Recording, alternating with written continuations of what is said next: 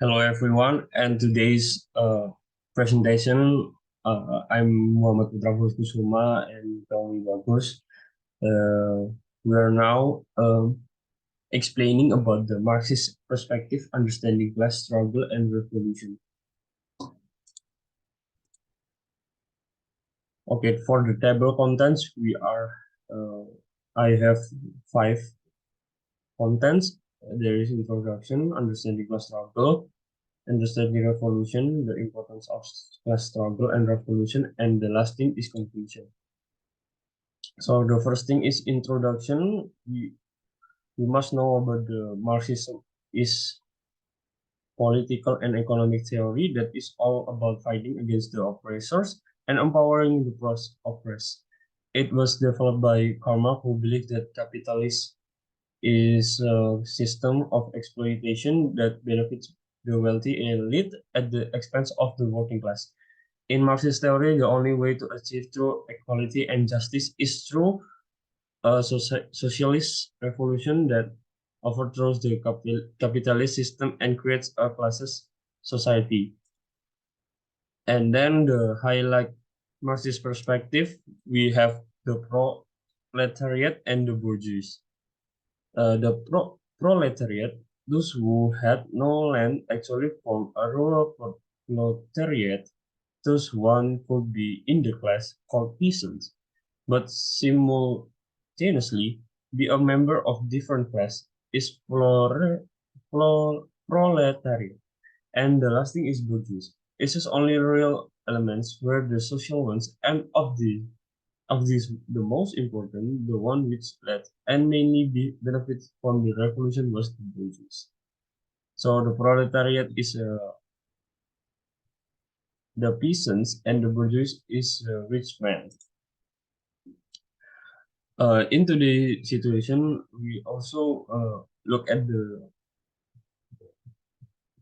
a country called China.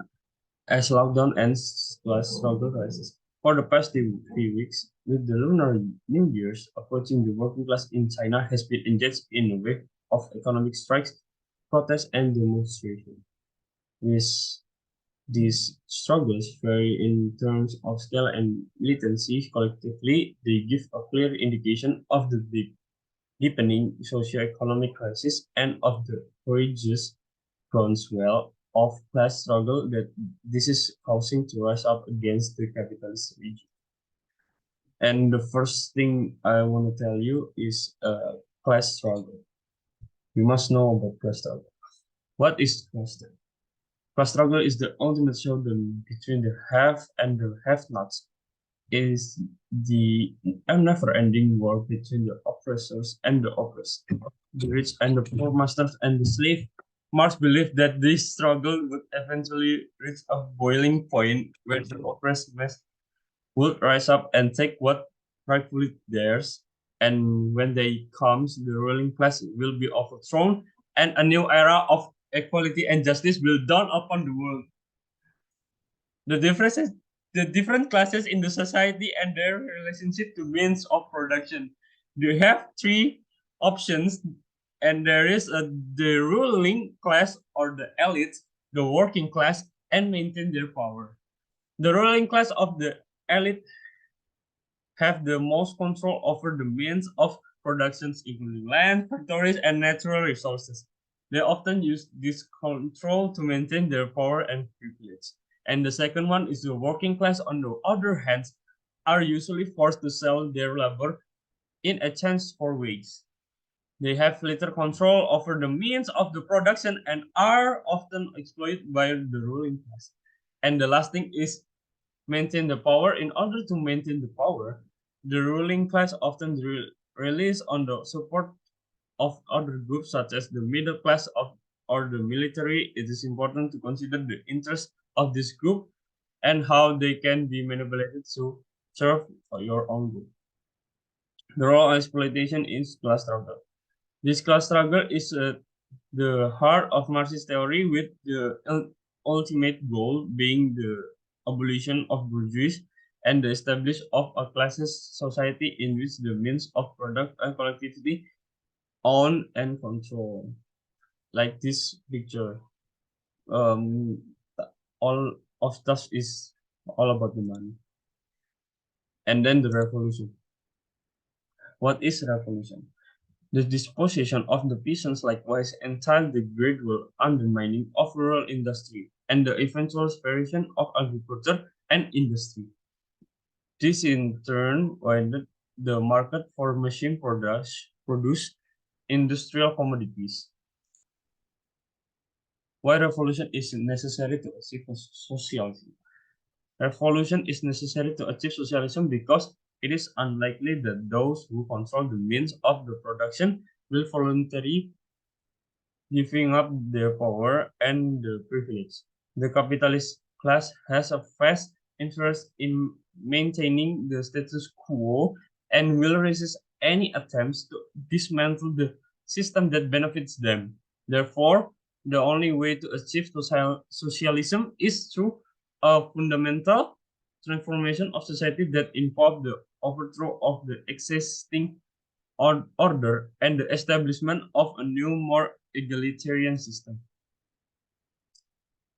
This and now we also explain about the stage of resolution according to Marx. Marx. We have five stages. There is a primitive communism, feudalism, capitalism, socialism, and communism.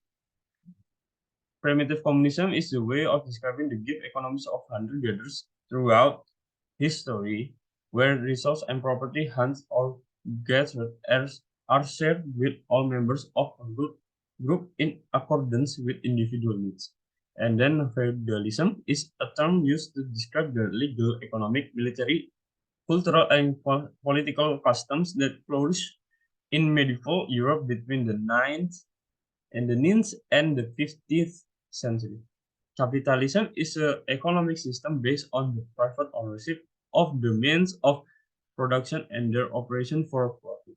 Central characteristic of capitalism include capital accumulation, competitive markets, price system, private property, property rights recognition, voluntary exchange, and wage labor.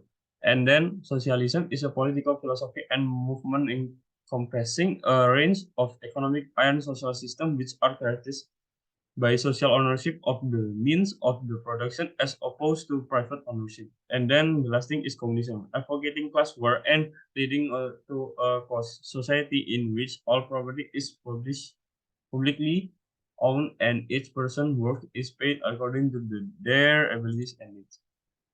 And then the importance of the class struggle and revolution. How class struggle and revolution are connected. Imagine a society where everyone, regardless of the financial situation or social standing, has access to essentials like food, shelter, and healthcare. Imagine a society where people cooperate for the common benefit rather than just for their own personal gain. A socialist community strives to build a world like that. A larger variety of viewpoints could be represented in such a society because decision-making authority would be spread more fairly among the populace. Among democratic society where everyone opinion are filled would result from this. Public goods and services like schooling and transporting would also be given more importance than private profit, improving access to this essential service for all members of society. Now the now the benefits of society. As a working class struggle become more intense, they organize themselves and join together to form a force that opposes the ruling class. This may spark movement and uprising that speak to topple the current order of things and establish a more just society. Further engagement and revolution is not only a political upheaval but also a very personal and emotional experience. In conclusion, the Marxist perspective is certainly a fascinating topic. From a Marxist perspective, society is divided into two classes: the bourgeois who own the means of the product and the proletariat who are forced to sell their labor to the bourgeois in order to survive. According to Marx, class struggle is an inherent part of the capitalism, as the bourgeois seek to exploit the proletariat for their own gain. Of course, there are many criticisms of the Marxist perspective. and it's far from the perfect theory, but it's still a valuable tool to understand the dynamic of class struggle and revolution in society. What are your thoughts on the Marxist perspective?